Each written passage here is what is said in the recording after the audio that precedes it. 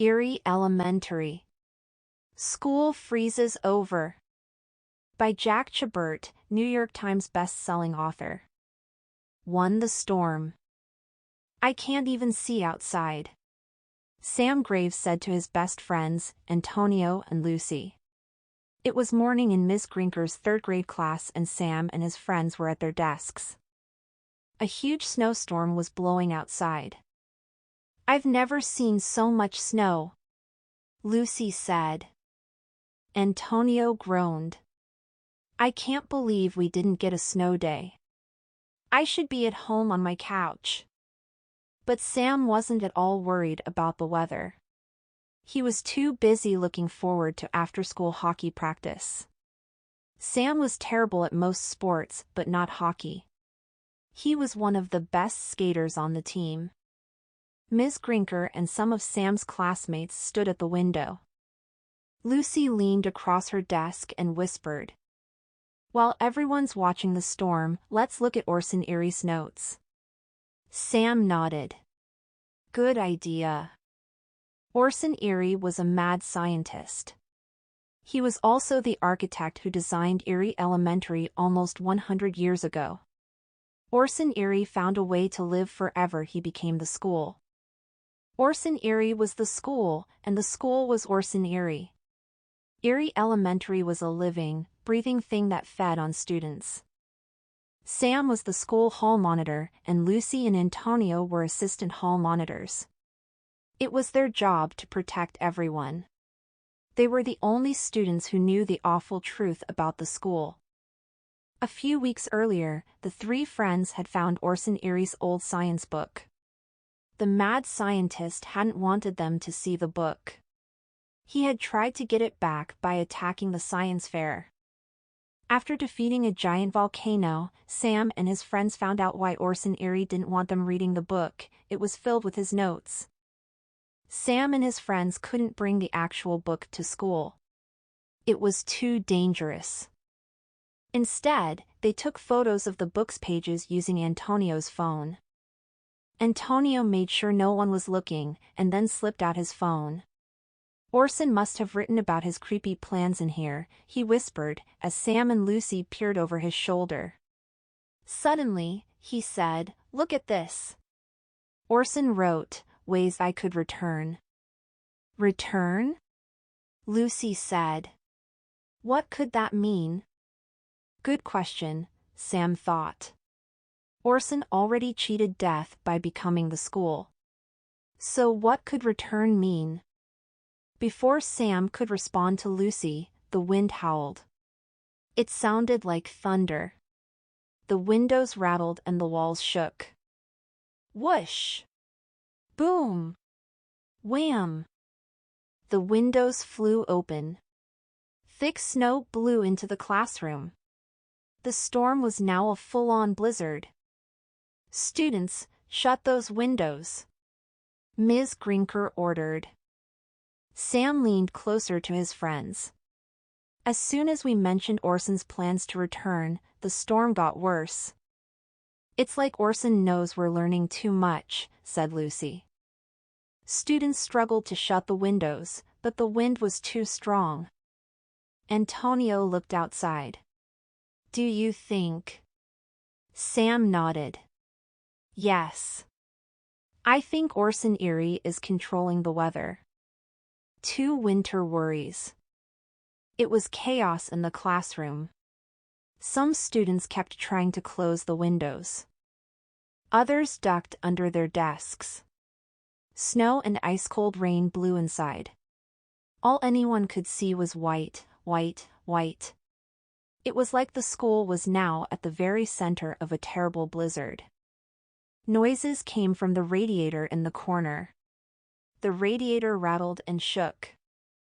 Erie Elementary was built a long time ago. The only heat in the building came from rusty metal radiators like this one.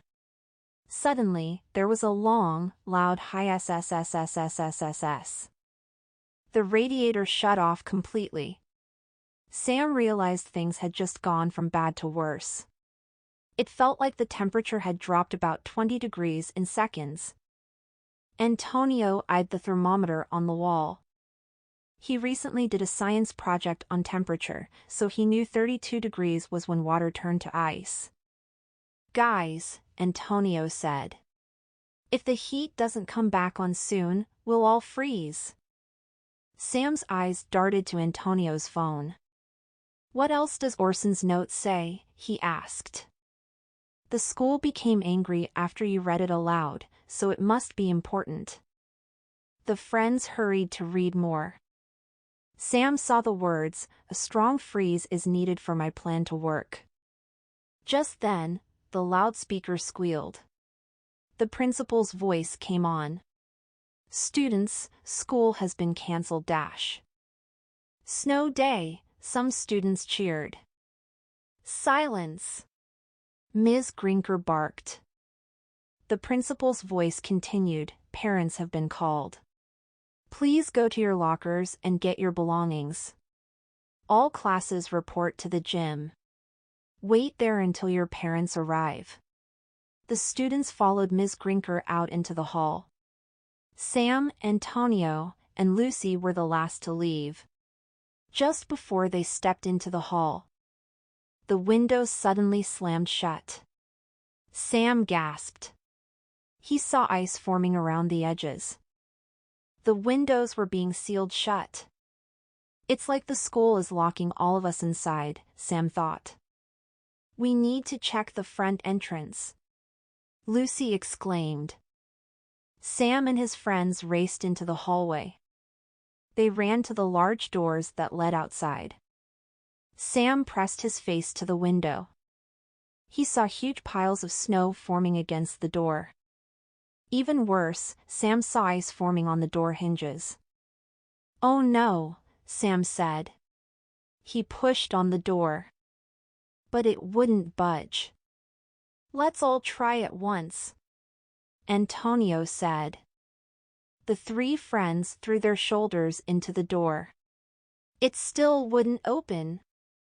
We're trapped. Sam sighed. Trapped inside ice-cold Erie Elementary. 3 Orson's plan. Sam stepped away from the door. Fear crept over him. Everyone was stuck in the school. There was no way out. Who knows how long we'll be stuck in here, Sam said. We need to turn the heat back on. Ms. Grinker shouted down the hall, Sam, Antonio, Lucy.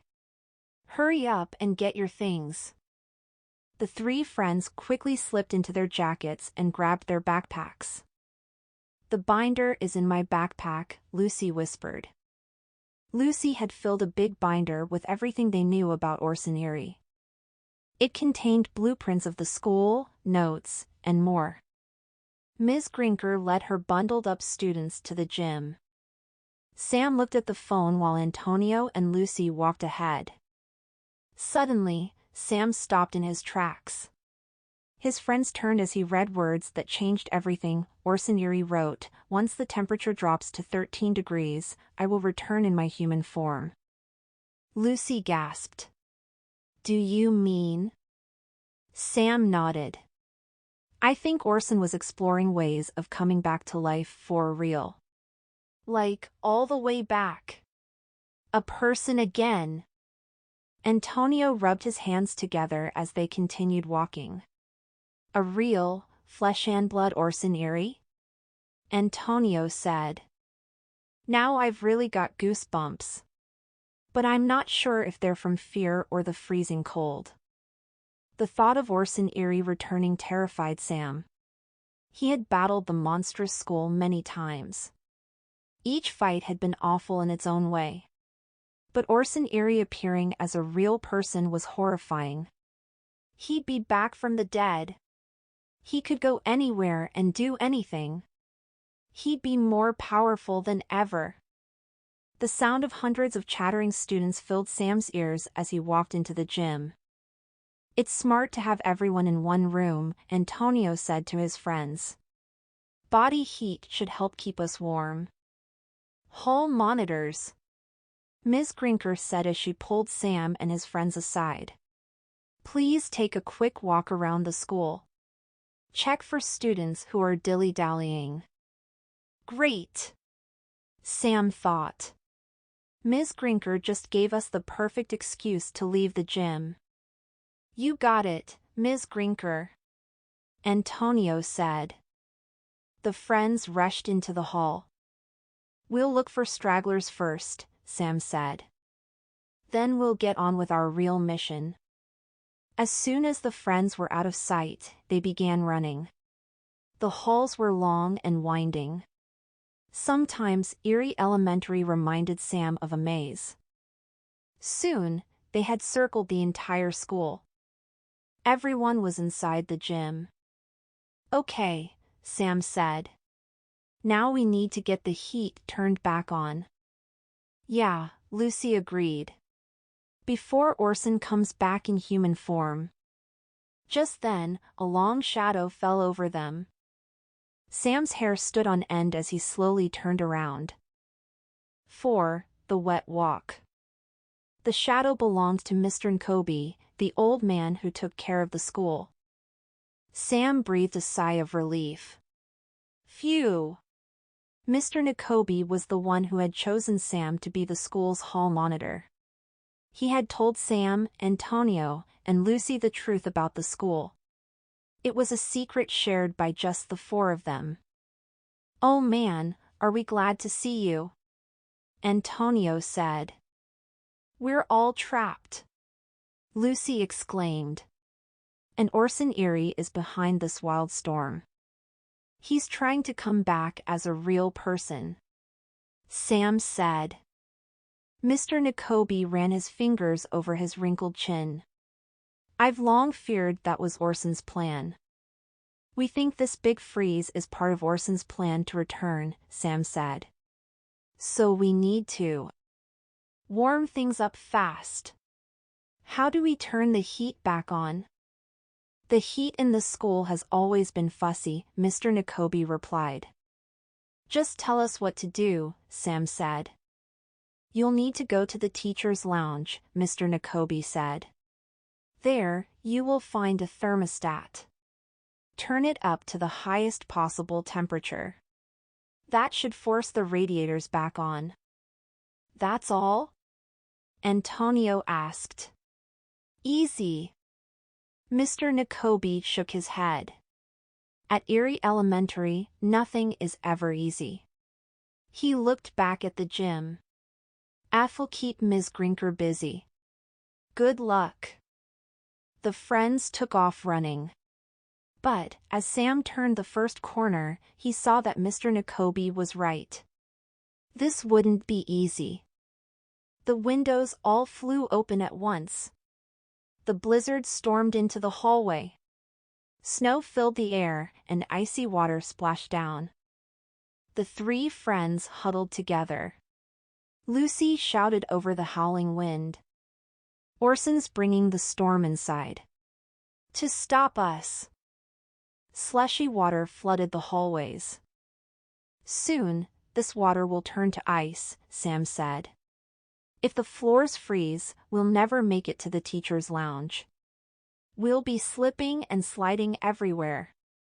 Suddenly, there was a bzzzt, and the lights shut off. The wet hall was very dark and very spooky.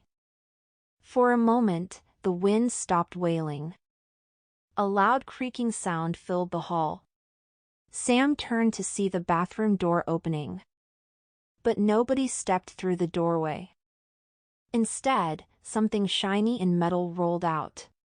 Slushy water splashed as the strange object rolled toward them. It stopped at Antonio's feet. Lucy gulped. The sound echoed in the quiet hallway. Slowly, Sam crept toward the object. It looks like a sprinkler head, Sam said. From the ceiling. See? It's still attached to a water hose. CHKKS by it. Freezing cold water shot from the sprinkler head. The sprinkler leapt up. Water gushed and filled the air. Orson Erie had brought the sprinkler to life. It swung across the ground. Sam jumped as the hose whooshed beneath him. Antonio wasn't so lucky.